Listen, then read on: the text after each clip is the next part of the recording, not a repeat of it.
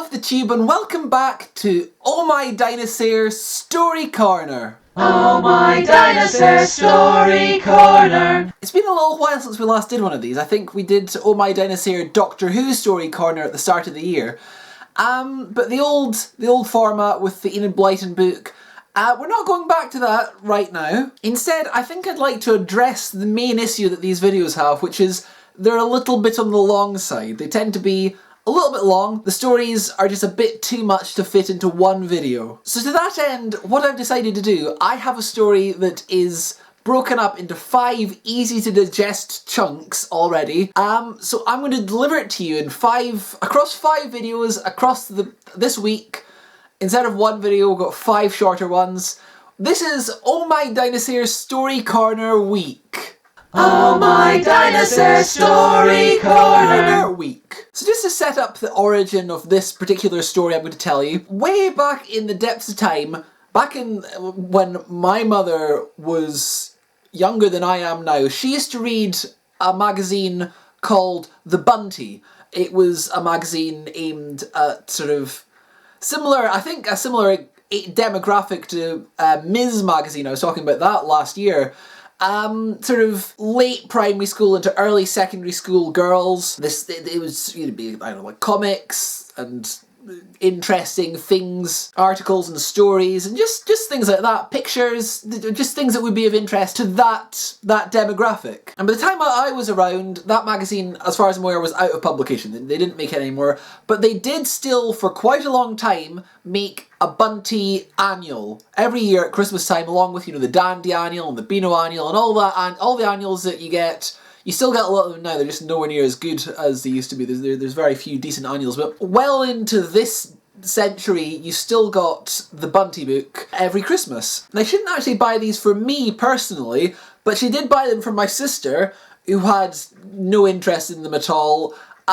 So I just took them. I thought they were I quite enjoyed them. I thought, these are good. There's some interesting stories, there's some good comics, I'm enjoying this content. This is way back. This is like Christmas of 2000. She bought my sister the Bunty book 2001, because obviously each Christmas it's the annuals for the year after. So the Bunty book 2001 in Christmas 2000. My sister got that, wasn't very interested. I read the entire thing cover to cover and loved it. And was really pleased that she bought her the following year the Bunty book 2002. So that is where this story comes from. This is the Bunty book 2002, Bunty for Girls 2002. It's great. I'd recommend tracking these down. At least I think it's great. Honestly, I will admit something. Much like that Enid Blyton book I used to read, I've not read this in quite a long time. Obviously, this is this Christmas, this book will be 20 years old. Some of it might have aged a bit. It might be a bit dated, but, absolutely, like, for sure it is. Some of this is comics, photo comics, and everyone looks like, like they're from the mid-2000s. There's the early 2000s, sorry. There's a girl that's got a poster of the 4th Harry Potter behind her, but we don't talk about Harry Potter here. We're pretending that doesn't exist. But the one thing that sticks in my mind the most, which is from the Bunty book for Girls 2002, is this slightly spooky story in which some girls are in a spooky mansion, and one of them, I remember this is long before Doctor Who became a thing in my life, but there's one of the girls who's wearing a long, multicoloured, stripy scarf, and the story has to do with time stuff. And there's a lot of things from back then that there used to be a comic strip in the Dandy called Anti-Clockwise about this old woman that was inside a clock that was bigger than the inside, and she wore a long multicoloured scarf. And I didn't know the relevance of that to Doctor Who. Obviously nowadays I do. So that's an interesting little thing. That kind of keeps it fresh in my mind nowadays because it's the scarf thing. So yeah, I hope you enjoy the story. Like I said, it's broken up into 5 chunks. So we'll have 1 chunk each video, and over the course of the week you shall hear this story. But for now, let's settle into the Mansion of Strange Shadows. Chapter 1, The House Through the Woods.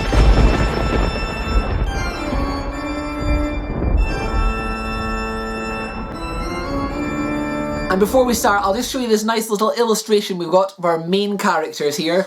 This is Alex, Kat, and Lara, and they'll be our protagonists for today, just so that you know what everyone looks like while I'm telling this story. So yeah, here we are, chapter 1. In the year 1795, Mad Lord Jonathan, the 13th Lord of Nightshade Mansion, put a curse on the old house and spirited away the treasures of the Nightshade family before disappearing without a trace. It's quite an exciting beginning, isn't it? Since that fateful night, Nightshade Mansion has been home to dark deeds, tragedy, and restless spirits. Of course, this is only an old legend, Mr. Selby continued. Nobody believes in magical curses or hauntings these days. Though, he added spookily, the last resting place of the treasure and what really happened to the 13th Lord remains a mystery. He stalks the corridors of the old mansion looking for victims to haunt, moaned Kat, rolling her eyes and twisting her fingers into claws. A few of her classmates laughed ghoulishly at this. Mr. Selby frowned. That's enough of that nonsense, Catherine. We're visiting the mansion to see how the team from the museum are working to restore it to its past glory. I'm afraid the building has fallen into disrepair over the years. The minibus from Shadeport High School rounded the twisting track through the woods and passed between rusted gates which hung loosely from their hinges. The trees on either side of the long driveway were gnarled and skeletal, with branches that stretched like claws towards the bus. The grass grew wild and thorny bushes almost blocked their path. As the driveway took yet another turn, Kat leaned forward in her seat and whispered to Alexandra and Lara, her two closest friends. This is more like a mystery tour than a history tour. Lara was bored. Leaving school always seems like ancient history. We've been travelling for ages. I don't think our driver even knows the way. Alex stared out of the window at the gloomy woods and shuddered. I think we're in just the right place to find a house with a curse on it. Just then there was a yell. One of the boys was pointing at the road ahead of them. Who's that, sir? I'm doing voices, apparently, he demanded. A massive grey figure had risen into view beyond the tangle of branches and thorns, clutching a cane with its handle shaped like an animal's head. The stern, cloaked man seemed to glare at the approaching school party. It's the Mad Lord himself, Mr. Selby announced as they drove past the great statue which stood in the mouth of the clearing, as if guarding the old house beyond. He looks pleased to see us, muttered Lara, tossing back her long blonde hair as she pulled on her jacket. There were vans parked on the terrace. Members of the restoration team were unloading equipment from one of them, bustling past the third formers as they stepped off the bus. Kat, Alex and Lara stood in front of the huge oak entrance doors and looked up. Nightshade Mansion loomed over them. Dozens of windows gazed down on them like large, dark eyes from beneath a crown of turrets, spires, towers and jutting chimneys. The hands of an enormous clock were stuck at 12 o'clock, while many of the windows were broken. Jagged cracks ran up the walls between the creeping ivy tendrils.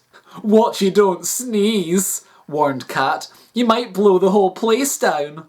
The house has survived for 500 years. I think it'll survive a few more, said a woman who was carrying some digging equipment. I'm Dr. Grayson. My team hope to make sure the mansion is here until it reaches at least its 1000th birthday. Dr. Grayson led Mr. Selby and his class through the oak doors and into Nightshade Mansion itself. Even though there were electrical spotlights and lamps hanging from the walls, it was like walking into a pool of darkness. At every corner, dark shadows lurked. You've arrived at just the right time, Dr. Grayson told them, leading them deeper into the house. We've just made a very exciting discovery, one which may possibly clear up the mysteries of Nightshade once and for all. Lara whispered, Don't tell me, old Jonathan hasn't just jumped out of a cupboard with all the gold yelling peekaboo, has he? Don't joke about it, Alex said, looking nervously around at the suits of ancient armour and the stuffed animal heads lining the walls. She couldn't shake the horrible feeling that they were looking back at her. She pulled her scarf tighter around her throat. This place gives me chills. She shivered as they slowly made their way down a steep stone stairway. Blame the 500-year-old central heating, Kat grinned, nudging her. Come on, Alex, you don't really believe all that rubbish, do you? Dr. Grayson overheard this and said, 300 years ago, in Lord Jonathan's time, people believed in witchcraft and strange powers. They took the idea of a curse very seriously indeed, especially since Lord Jonathan was long believed to be dabbling with dark magic. But I think we're safe enough. Now come and have a look at this. The class was shown into a massive cellar. It was lit by giant electric flood lamps, allowing the museum team to see what they were working on. A group of scientists and workmen were standing in a circle in the room's centre, looking down at something on the floor. "We were lifting and replacing some of the broken floor slabs when we found this," Dr. Grayson explained. Alex, Lara and Kat wriggled and pushed their way to the front of the crowd of chattering pupils. Framed in the gap beneath the slats was a colossal square of black metal. It was etched and carved with elaborate symbols of stars and planets surrounding a huge sculpted face. It was the same cruel face they'd seen on the statue. "Why would someone bury a metal plate?" Lara asked. Without really knowing how she knew, Alex said, "It's a door." "But what's behind it?" Dr. Grayson asked. "We tried opening it with crowbars, but it won't budge. And there doesn't seem to be any sort of keyhole, so instead of solving the mystery for now, it has just added another puzzle." Lara turned to her friends. "Dead exciting, eh? A stupid old door no one can open. Suspense is killing me." Alex didn't hear her friend grumbling. She was too busy gazing at the odd way 3 of the carvings seemed much deeper than the others, almost like pieces of jigsaw that were missing. "Are you coming?" Kat hissed, and Alex turned to see Lara and Kat sneaking up the stairs. "Selby and the doc are too busy to notice if we slip away and explore on our own, and it'll be much more fun than hanging out in a damp cellar." Alex watched as her friends disappeared around the curve of the staircase. The uneasy feeling she had was growing, and the idea of Kat and Lara wandering the gloomy corridors on their own made her even more nervous. She looked back at Mr. Selby, busily discussing something with the scientists.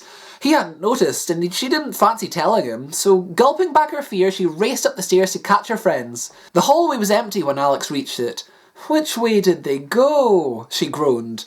Then from an alcove behind her, a hand reached out and grabbed her arm, dragging her back into the darkness.